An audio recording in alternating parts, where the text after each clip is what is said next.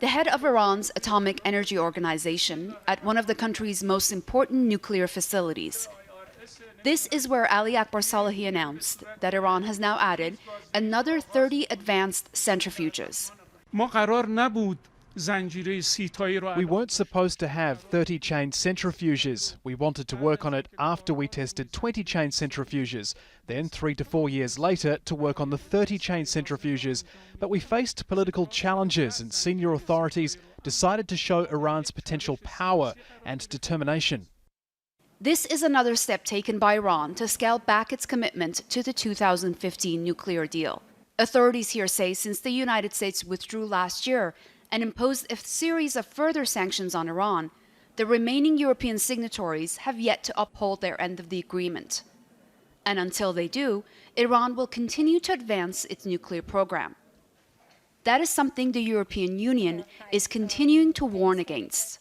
We have continued to urge Iran to reverse such steps without delay and to refrain from any further measures that would undermine the nuclear deal. You know that we as the European Union remain committed to the implementation of the JCPOA because it's a matter of respecting international agreement, it's a matter of our security. But we have also been consistent in saying that our commitment to the nuclear deal depends on the full compliance by Iran. This announcement was made on the 40th anniversary of the takeover of the former U.S. Embassy in Tehran, where thousands gathered to mark the occasion. They were demanding the return of the former Shah, Mohammad Reza Pahlavi, to Iran to stand trial. The Shah had been allowed into the U.S. to receive medical treatment for cancer. Those anti-American sentiments are still strong. And for many here, the United States' withdrawal from the nuclear deal is yet another example. President Hassan Rouhani will be officially announcing Iran's fourth step in reducing its commitments to the JCPOA very soon. But after Monday's announcement by the Atomic Energy Organization, there will likely be more concern and criticisms about Iran's nuclear ambitions in the days ahead. Dorsa Jabari, Al Jazeera, Tehran. Let's go live now to Washington. Al Jazeera's Mike HANNA is there. Mike, tell us more about these sanctions. Well, senior administration officials briefed journalists about the sanctions and made clear that these were timed to coincide with the 40th anniversary of that Iranian hostage seize. The point that they were making, that the Iranian government remains the same now as it was then in their view. Now, they've named 9 people specifically in relation to these sanctions. They are, they say, the inner ring of those closest to the Supreme Leader Ayatollah Khomeini. Among them is the head of the Iranian judiciary, the Iranian chief of staff, and Khomeini's second son, who often represents his father on official business. So certainly these are important sanctions, but also to add that a reward was announced for Robert Levinson. Now, he was a retired FBI officer who went missing in Iran back in 2007. The U.S. administration has now announced a $20 million reward for information about his whereabouts. But no direct reaction to the latest Iranian nuclear moves. Officials making very clear that this was timed to coincide with the 40th anniversary of the Iranian hostage siege. OK, so no official reaction to that there in Washington, but what is being said in the wider political community?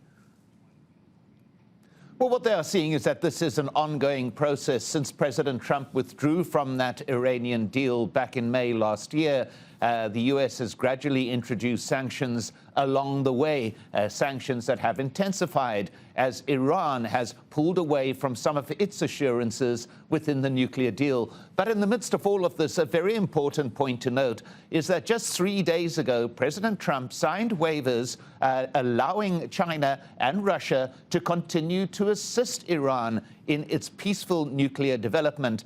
Now, there's much speculation as to why he continued to do this. Some are actually surmising that he still is intent on getting some kind of negotiation process going, despite the fact that the Iranian leadership says there can be no talk while these sanctions continue to be implemented. But somewhere, perhaps President Trump still believes that there's a possibility.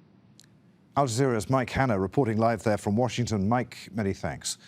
Well, the US hostage crisis came in the wake of the revolution, which began as protests and rioting against the US-backed Shah in 1978. He left the country, and exiled cleric Ayatollah Khomeini returned in triumph. Then in October, the Shah was allowed into the US to receive treatment for the cancer that would kill him less than a year later.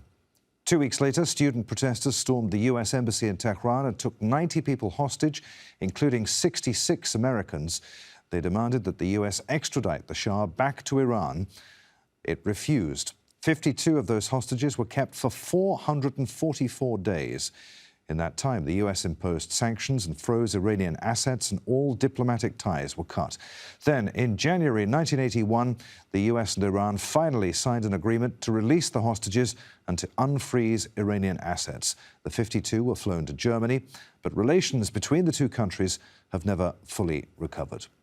Let's speak to Ali VAEZ in Washington. He's the Iran project director for the International Crisis Group. What is it about this 40th anniversary, this hostage crisis all that time ago? Why is it that both the Americans and the Iranians have both taken calculated blows at one another on this significant anniversary? Why is it still so significant? Because the reality is neither side has moved on. We still have a situation in which the rupture that was caused as a result of the hostage crisis still creates a lot of tensions between the two countries, and as a result of that, a lot of tensions throughout the region. And now, since President Trump withdrew from the 2015 nuclear deal with Iran in 2018, we have seen the U.S. Being locked into this cycle of escalation of continuously imposing sanctions on Iran.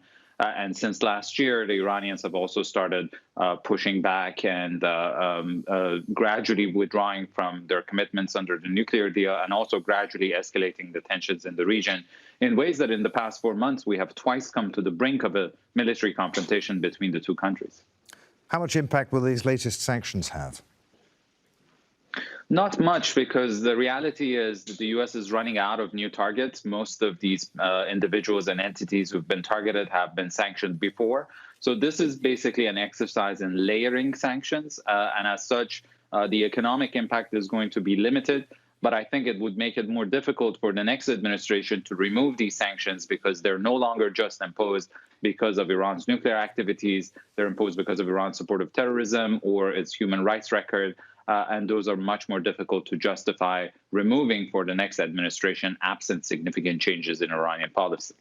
OK, so you've got this ongoing tit-for-tat then between Iran and the US. Caught in the middle are the Europeans who signed up to this 2015 deal and want to try to keep it alive. I mean, can it be kept alive? Is it salvageable?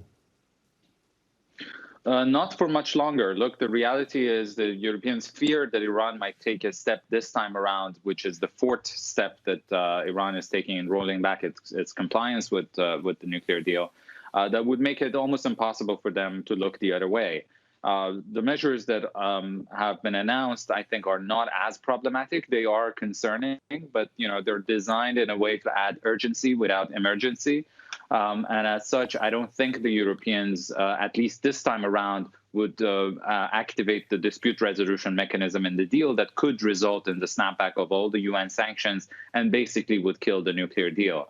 But the Iranians are running out of symbolic things to do. So sooner or later, maybe in January or in one of these 60-day rolling ultimatums, they would cross a red line that would eventually force the Europeans to also step out of the deal, and that will be the collapse of the agreement. So this situation is not sustainable. OK. To what extent is Iran playing the long game here, whereas President Trump and the Trump administration have their eye on the election next year? Iran perhaps hoping that there'll be a change of administration in Washington. Look, the Iranians also have elections coming up in February. They have parliamentary elections, and both sides, both the hardliners and the more moderate forces of Iranian politics, see benefits in either de-escalating or escalating tensions with the U.S. But I think the Iranian elite as a whole would prefer to wait out the Trump administration if the economic situation allows for that. But then eventually, if there is a second term of President Trump, they would have to negotiate with him, and they would have to restore their leverage, which means that they would have to continue their escalation, both in the nuclear realm and in the region, which also implies that we probably will have to go through a very significant standoff between Iran and the U.S. with the risk of stumbling into a conflict before we can get back to the negotiating table. Good to talk to you. So many thanks indeed. Ali VAEZ there from the International Crisis Group in Washington. Thank you.